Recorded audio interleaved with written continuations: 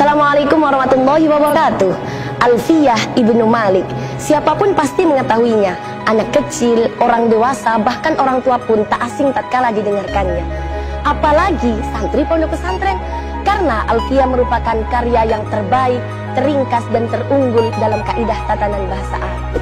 Alfiyah Ibnu Malik adalah sebuah bait karya Abu Abdillah Muhammad Jamaluddin bin Malik Al-Andalusi.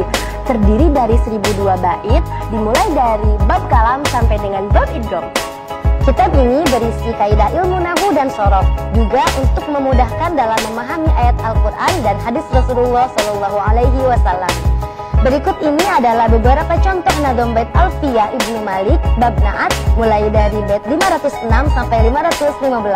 Let's check it out.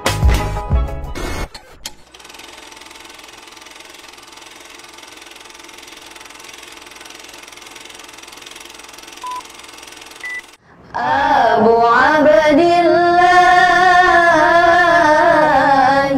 Muhammad Jamaluddin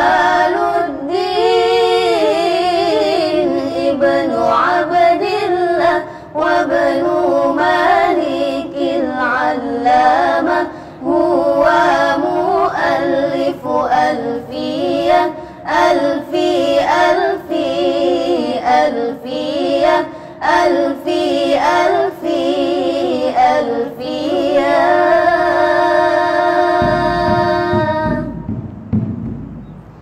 يتبع في